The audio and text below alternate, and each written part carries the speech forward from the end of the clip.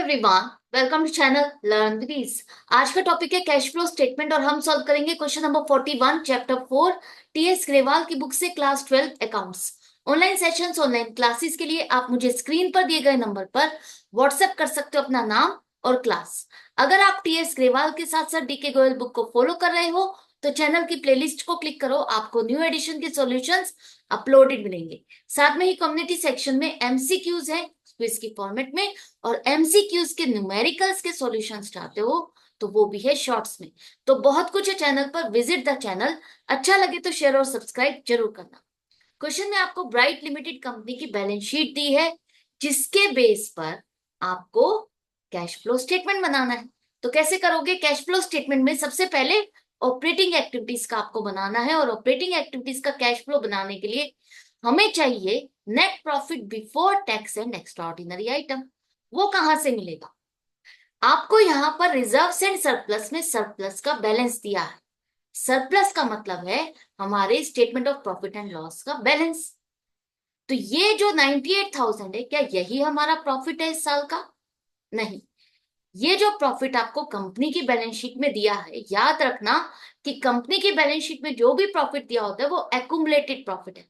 मतलब अब तक कंपनी ने जितना भी प्रॉफिट या लॉस अर्न किया उसका पूरा टोटल प्लस माइनस करने के बाद ये, जो कि लास्ट ईयर बैलेंस था 96,000 और इस साल बढ़ करके 98,000 हो गया।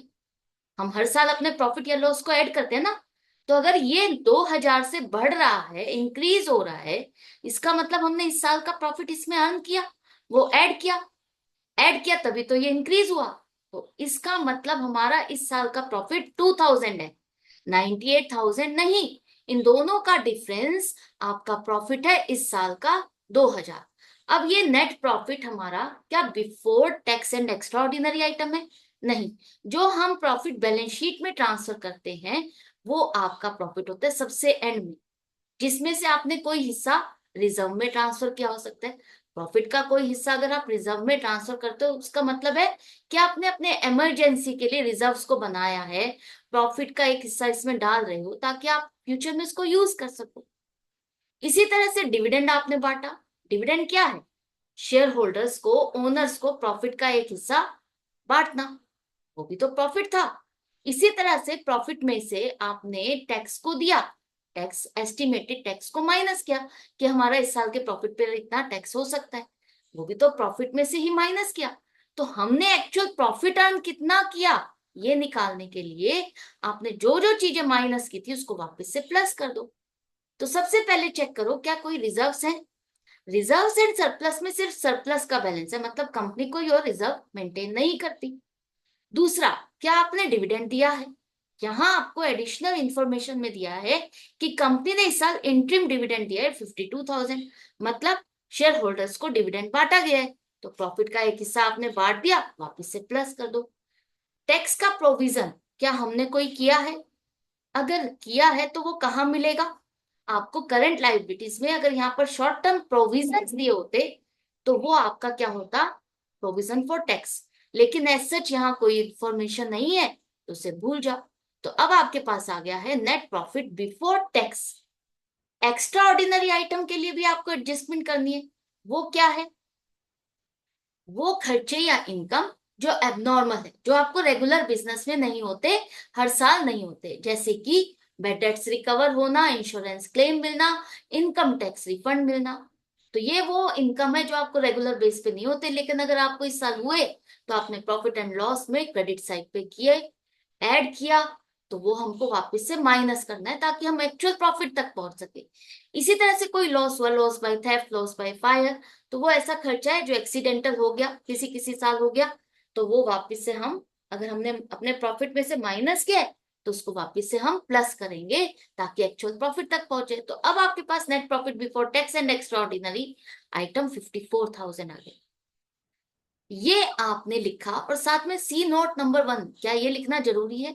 बिल्कुल जरूरी है, क्योंकि अब जो आपका ये फॉर्मेट स्पेसिफाई किया गया है कैश फ्लो स्टेटमेंट का, वो आपके अकाउंटिंग स्टैंडर्ड 3 के अकॉर्डिंग है, जहां पर आपको इस तरह से ही प्रेजेंट करना है कि आपने ये जो प्रॉफिट की कैलकुलेशन की उसकी कैलकुलेशन कहाँ की, वो नोट नंबर 1 आपको बनाना जरूरी है।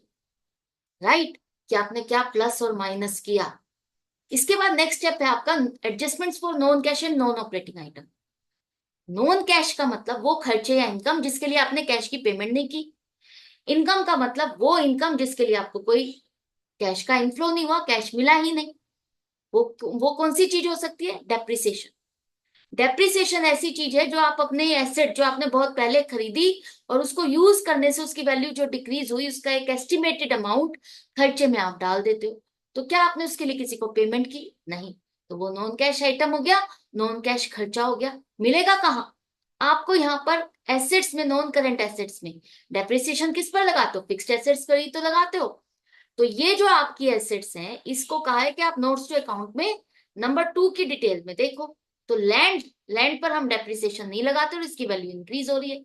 बिल्डिंग, हाँ इस पर डेप्रिसिएशन लगता है लेकिन ये भी वैल्यू इंक्रीज हो रही है, इंफॉर्मेशन है नहीं। मशीनरी हाँ दी है जिस पर डेप्रिसिएशन लिखा है लेकिन एक्यूमुलेटेड डेप्रिसिएशन। ये क्या है? एक्यूमुलेटेड डेप्रिसिएशन का मतलब है अब तक कंपनी जितना भी इस एसेट पर, मशीनरी पर डेप्रिसिएशन लगा चुकी है वो इतना है। डेप्रिसिएशन का इम्पैक्ट दो जगह आता है, आपको ये पता है। एक आप अपने प्रॉफिट एंड लॉस अकाउंट में खर्चों में डालते हो, दूसरा डेप्रिसिएशन आप अपनी एसेट में से माइनस करके बैलेंस शीट में दिखाते हो। मशीनरी इतने की है, लेस डेप्रिसिएशन इतना, फिर आउटर कॉलम में दिखाते हो। लेकिन ये कंपनी क्या कर रही है, इस डेप्रिसिएशन को मशीनरी में से माइनस करने के बजाय उसके लिए एक अलग अकाउंट मेंटेन कर रही है, एक्यूमुलेटेड डेप्रिसिएशन की। भाई इसको, डेप्रिसिएशन को मशीनरी में से माइनस करने की जगह एक अलग अकाउंट बनाओ और हर साल का डेप्रिसिएशन उसमें डालते जाओ, क्रेडिट करते जाओ। इसका मतलब ये जो मशीनरी का बैलेंस आपको दिखाया जा रहा है यहाँ पर, ये एट कॉस्ट है। मशीनरी जितने रुपए में आपने खरीदी, जितनी वैल्यू की आपकी ये मशीनरी है, परचेज वैल्यू, ये आपकी वो प्राइस है। और जो आप अब तक इस पर डेप्रिसिएशन लगा चुके हो वो एक्यूमुलेटेड डेप्रिसिएशन अकाउंट से मिलेगा। अब आपने पिछले साल ये बैलेंस था 54,000 और ये 72,000 हो गया। कैसे हो गया? कोई आपने सेल परचेज की तो कोई इंफॉर्मेशन है नहीं, परचेज की है लेकिन सेल की कोई इंफॉर्मेशन नहीं है। तो आपने इसका मतलब जो इस साल का डेप्रिसिएशन लगाया इसी वजह से तो ये इंक्रीज हुआ, क्योंकि हर साल जो जो डेप्रिसिएशन लगाते जाएंगे हम इसी में ही डालते जाएंगे। तो इस साल का डेप्रिसिएशन, इन दोनों का डिफरेंस 18,000 आपने अपनी बुक्स में डाला। तो वो 18,000 का नॉन कैश आइटम आप वापस से प्लस करोगे, क्योंकि इससे आपका कोई आउटफ्लो नहीं। हम प्लस क्यों कर रहे हैं? खर्चा तो है और वो भी ऑपरेटिंग आइटम है, ऑपरेटिंग एक्टिविटी से रिलेटेड है, फिर भी हम क्यों प्लस कर रहे हैं? क्योंकि हम चाहते हैं वो वाला प्रॉफिट जो हमने कैश में अर्न किया। राइट, तो नॉन कैश वाला इम्पैक्ट हटाना चाहते हैं। इसी तरह से आपको देखना है कोई इंटेंजिबल एसेट को आपने राइट ऑफ किया है। इंटेंजिबल एसेट मतलब गुडविल या पेटेंट, जो आपने बहुत पहले खरीदी और आप उसे धीरे धीरे खर्चों में डालते हो, राइट ऑफ करते हो। तो जब आप उसे प्रॉफिट एंड लॉस में डेबिट साइड पे खर्चा बुक कर रहे हो, क्या आपने उसके लिए किसी को पेमेंट की? नहीं की। जब पेमेंट ही नहीं की तो इसका मतलब वो क्या है? नॉन कैश आइटम है। तो यहाँ पर कोई ऐसी इंफॉर्मेशन नहीं है तो उसे भूल जाओ। नॉन ऑपरेटिंग आइटम में क्या आएगा? वो खर्चे या इनकम जो आपकी ऑपरेटिंग एक्टिविटी से रिलेटेड नहीं है। जैसे कि यहाँ पर देखो, लोन आपने लिया। अगर आपने लोन लिया तो इस पर इंटरेस्ट भी देना है, और अगर आपने इंटरेस्ट दिया तो वो प्रॉफिट एंड लॉस अकाउंट में आपने खर्चों में डाला होगा। खर्चों में डाला तो वो तो आपका फाइनेंस एक्टिविटी से रिलेटेड है, आपका ऑपरेटिंग एक्टिविटी से रिलेटेड तो है नहीं।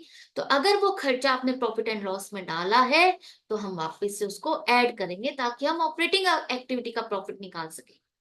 इसी तरह से कोई इन्वेस्टमेंट की है, उस पर आपको डिविडेंड मिला, इंटरेस्ट मिला, तो वो भी सारी इनकम आपकी इन्वेस्टिंग एक्टिविटी से रिलेटेड है। वो इनकम जो आपने क्रेडिट की थी उसको वापस से माइनस कर। आई होप आपको समझ में आ गया। इस क्वेश्चन में ऐसी कोई इंफॉर्मेशन नहीं है, तो सिर्फ इन दो का टोटल करो और आपके पास आ गया operating profit before working capital changes 72,000। इसके बाद नेक्स्ट स्टेप जो हमें करना है वो करना है करंट एसेट और करंट लाइबिलिटीज में जो चेंजेस आए। तो सबसे पहले आपके देखो करंट लाइबिलिटीज में short term borrowings. Short term borrowings आपकी फाइनेंस एक्टिविटीज से रिलेटेड है, फाइनेंस एक्टिविटीज में कवर करोगे, यहाँ पर नहीं। भूल कर भी मत करना, रॉन्ग हो जाएगा। ट्रेड पेबल्स का मतलब है क्रेडिटर्स और बिल्स पेबल दोनों का टोटल, जो कि लास्ट ईयर से बढ़ रहा है, इंक्रीज हो रहा है। 10,000 से इंक्रीज होना लाइबिलिटी का मतलब आपने सामान को उधार पर खरीदा, उधार पर खरीदा एक तरह से लोन लिया। लोन लेना फंड्स का इनफ्लो है, प्लस करो। करंट एसेट्स में आपकी इन्वेंट्रीज लास्ट ईयर से घट गई, पिछले साल से ये स्टॉक आपका घट गया, 6,000 से डिक्रीज हो गया, इसका मतलब आपने स्टॉक को बेचा। बेचोगे तो पैसा मिलेगा, इनफ्लो होगा, तो 6,000 प्लस करोगे। ट्रेड रिसीवेबल्स आपके लास्ट ईयर से इंक्रीज हो रहे हैं। ट्रेड रिसीवेबल्स का मतलब डेटर्स और बिल्स रिसीवेबल दोनों का टोटल। तो डेटर्स का मतलब है आपने सामान उधार पे बेचा, और उधार पे बेचना एक तरह से आपने उनको लोन दिया। लोन देना मतलब आउटफ्लो होना। एसेट इंक्रीज होने का मतलब है एक तरह से एसेट को खरीदना, और एसेट को खरीदोगे तो क्या होगा, पेमेंट करोगे, आउटफ्लो होगा। तो 6,800 से आपका माइनस होगा, आउटफ्लो होगा। तो प्लस और माइनस करने के बाद आपके पास आ गया cash flow from operating activities positive 81,200। Plus minus करने पर प्लस का पॉजिटिव आ रहा है, तो 81,200 का मतलब है कि इस एक्टिविटी से आपका कैश का बैलेंस इंक्रीज हुआ है, इस एक्टिविटी से आपके कैश में इंक्रीज हुआ है, राइट। नेक्स्ट है आपका cash flow from investing activities, जिसमें हम रिकवर करेंगे एसेट को सेल या परचेज जो भी किया। तो क्या हम डायरेक्टली यहां से उठा लें 42,000 रुपीज, जो कि इंक्रीज हो रहा है कि हमने एसेट को खरीदा? नहीं, आपको इसकी डिटेल यहाँ नोट्स टू अकाउंट से देखना है, और अलग अलग एसेट को आपको एनालाइज करना है। लैंड है जो कि पहले से इंक्रीज हो रही है, इंक्रीज होने का मतलब है आपने परचेज की, परचेज करोगे तो क्या होगा, आउटफ्लो। 20,000 की आपने लैंड खरीदी। बिल्डिंग आपकी 10,000 से इंक्रीज हो रही है, इसका मतलब बिल्डिंग भी आपने 10,000 की खरीदी, आउटफ्लो हुआ। मशीनरी, मशीनरी भी आपकी 30,000 से इंक्रीज हो रही है, तो इसका मतलब 30,000 की आपने और मशीनरी को खरीदा, तो टोटल आउटफ्लो हो गया 60,000। तो cash used in investing activities minus में आ जाएगा 60,000, राइट। इस एक्टिविटी में हमने खर्चा ही खर्चा किया है, कैश का इनफ्लो नहीं हुआ, आउटफ्लो। नेक्स्ट है आपकी cash flow from financing activities, जिसमें आपने फंड्स कहाँ से अरेंज किया वो आपको चेक करना है। तो सबसे पहले फंड्स हम कहाँ से अरेंज करते हैं, शेयर कैपिटल। शेयर कैपिटल आपकी सेम है जैसे पहले थी, कोई चेंज नहीं है। इसके बाद आपकी लॉन्ग टर्म बोरोइंग्स, जिसकी डिटेल आपको मिलेगी नोट्स टू अकाउंट में, नंबर 1। यहां पर देखो लास्ट ईयर आपका कोई लोन नहीं था, लेकिन इस साल आपने अमन लिमिटेड कंपनी से लोन लिया। लोन लेना मतलब इनफ्लो होना, 40,000 का इनफ्लो हुआ। बैंक का लोन आपका एज इट इज है, कोई चेंज नहीं है, राइट। इसके बाद भूलना नहीं, शॉर्ट टर्म बोरोइंग्स भी आपका फाइनेंस एक्टिविटीज का हिस्सा है। तो ये लास्ट ईयर था आपका 10,000, और इस साल तो बैलेंस नील है, इसका मतलब आपने इसकी पेमेंट कर दी, और पेमेंट करोगे तो क्या होगा, आउटफ्लो होगा। क्या इसके बाद कुछ और भी हम भूल रहे हैं? हाँ, एक चीज और है, जो आपने डिविडेंड दिया, डिविडेंड देना शेयर होल्डर्स को, शेयर्स पर डिविडेंड देना, एक तरह से वो फाइनेंस एक्टिविटी में कवर होता है, फाइनेंस एक्टिविटी का खर्चा है। तो इंट्रिम डिविडेंड पेड 52,000 आउटफ्लो है, माइनस करोगे तो माइनस करने पर 62,000 आपका आ गया नेगेटिव। प्लस माइनस करने पर नेगेटिव आ रहा है, इसका मतलब cash used in finance activities 22,000। इस एक्टिविटी में भी हमने फंड्स का आउटफ्लो किया है, इनफ्लो नहीं। अब तीनों एक्टिविटीज का आपके पास है, तीनों एक्टिविटीज का आपके पास इनफ्लो आउटफ्लो सब है, तो तीनों एक्टिविटीज का नेट इंपैक्ट देखो क्या आ रहा है।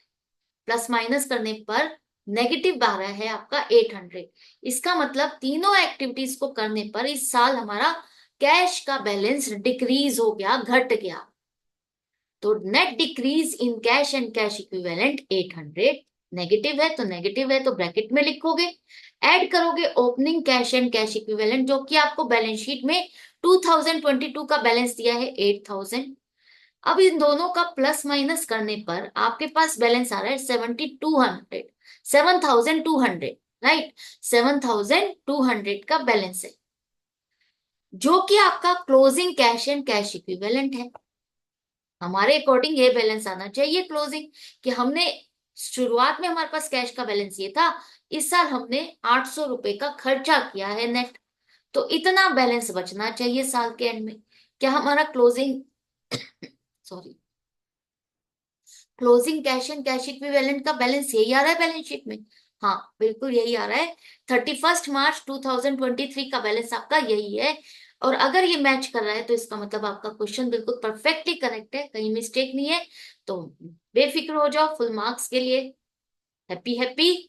तो मिलते हैं नेक्स्ट वीडियो में नेक्स्ट क्वेश्चन के साथ। इसी तरह से कनेक्टेड रहो, सीखते रहो, समझते रहो। Good bye and take care.